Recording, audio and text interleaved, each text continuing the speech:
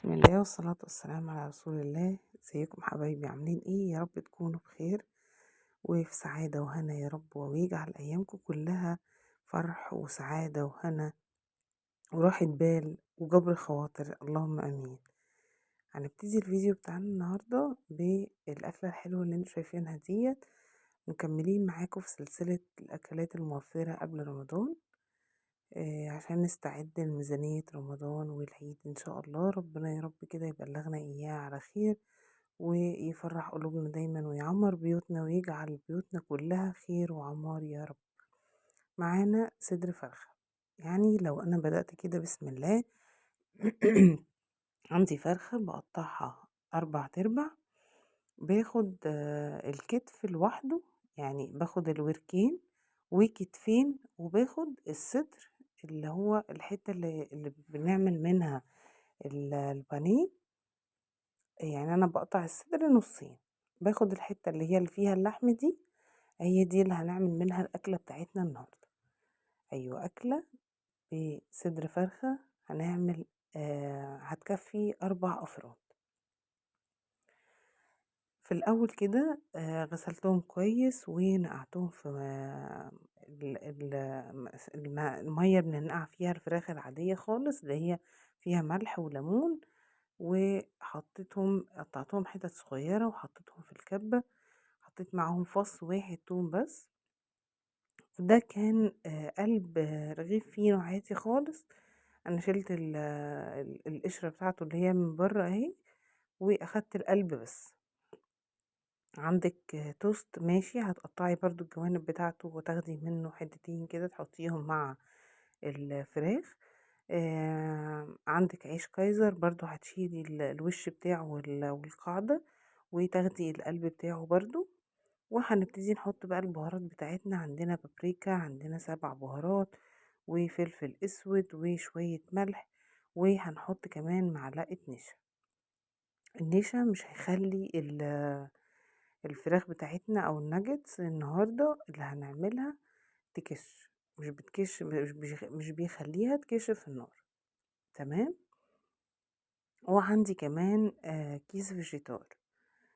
تقدري تستخدمي بقسماط سايب، بقسماط انتي بتعمليه خلطة بتاعتك، انتي بتعمليها في البيت، بتحطي عليه مثلا بقسماط عادي او عيش فينو قديم عندك، وهتفرميه وتحمصيه الاول وتفرميه، وبعدين بتحطي عليه بهارات، بصل بودرة، توم بودرة، شوية جنزبيل، وبتحطي فلفل ابيض. تمام. برضو عادي اللي بتستعملوه عندكم، اي نوع بتستعملوه في البيت تمام، وهيمشي وهيبقى حلو قوي ان شاء الله في الوصفة بتاعتنا. وهنضرب كل الخلطة بتاعتنا ديت بقى كده في الكبة، و...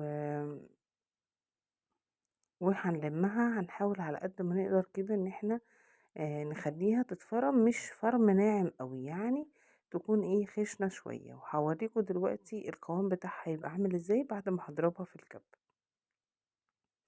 ادي القوام بتاعها اهو بعد ما عملت. شايفين هي مش ناعمة قوي، يعني مش عجينة طرية مايعة خالص، لأ، ماسكة نفسها وجامدة شوية. وهنا جبت كيس تلاجة ودهنته بنقطتين من الزيت كده، وحفرت عليه الخلطة بتاعتي عشان تتفرد معايا بسهولة. أنا هعملها بسمكها يكون 1 سنتي، ونحاول بقى على قد ما نقدر ان احنا نفردها كلها بنفس السمك، عشان في التسوية لما نحط مثلا في الطاسة ما نحطش قطعة خفيفة وقطعة تخينة شوية، فالاتنين السوا بتاعهم ما يبقاش ايه زي بعض. وعندك بقى اشكال هتقطعي بيها قعر كوباية، يعني كوباية هتقلبيها. عندك غطا مثلا برطمان او اي حاجة هتقطعي بيها الشكل اللي انت عايزاه. الاشكال دي بتبقى حلوة قوي، بتفرح الولاد بجد. بيتبسطوا قوي بيها، وانا بعملها لهم على طول، فهم متعودين ان هم ياكلوا الناجتس باشكال كده. كان عندي برضو شكل تاني، بس هم برضو بيخشوا المطبخ، انتوا عارفين ولاد صغيرين فبيخشوا المطبخ ويدعبسوا في اي حاجة. فلما دورت عليه ما لقيتش غير الشكل بتاع النجمة ده. بس بصراحة ما انصحش بيه يعني أوي، لإنه يعني معالمه بتختفي مع لمّا باحط الcover بتاعه اللي هو الcrispy، المعالم بتاعة النجمة بتختفي يعني، لإنها كمان حجمها صغير مش كبيرة. فممكن نستخدم مثلًا أشكال حيوانات مثلًا، رسمة قلب، وردة، أي حاجة إيه تكون الشكل بتاعها مش صغير ودقيق أوي كده، عشان ما يتضراش معانا في إيه، في الخلطة اللي إحنا هنعملها للnuggets في الآخر. فأنا هنا أخدت شوية برضه من العجين ده وعملته شكل الnuggets العادي اللي إحنا متعودين عليه، اللي هو بنجيبه جاهز من برّه يعني. اللي هو باخدها أعجنها في إيدي شوية كده وأكورها وبعدين أبططها كده إيه، وأحاول ألم الجناب على قد ما نقدر. يعني باحاول أخلي الجناب تبقى مش مشققة ولا حاجة، تبقى إيه، ماسكة نفسها كده ومتساوية على قد ما أقدر.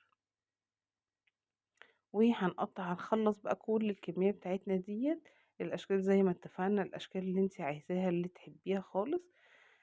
والحجم برضه، حجم القطعة نفسها برضه اللي انتي بتحبيه، عايزة القطعة تبقى كبيرة، عايزاها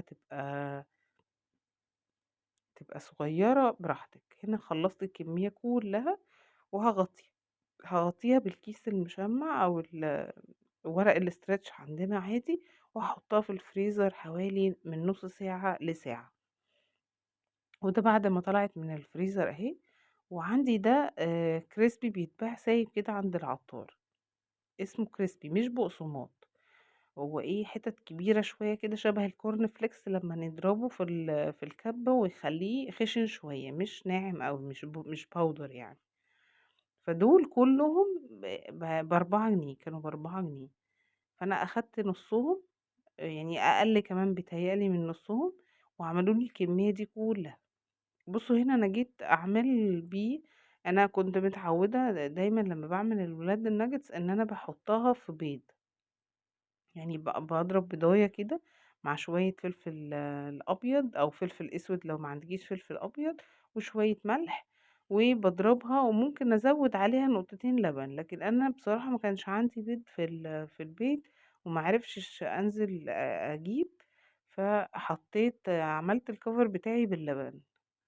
ودي كانت غلطة بجد أنا عملتها، وللأمانة أنا باقول لكم عليها عشان ما تعملوهاش. يعني بلاش اللبن بس، يعني هتحطي بيض لوحده تمام، لا عايزة تزودي نقطتين لبن أو معلقة لبن عادي برضه، عشان ايه يعني تخفي البيض شوية وتزودي كميته. مثلا لو هتعملي بيضاية، عشان دلوقتي طبعًا كلنا عارفين البيض غالي إزاي، فإحنا إيه بنحاول نقتصد فيه على قد ما نقدر.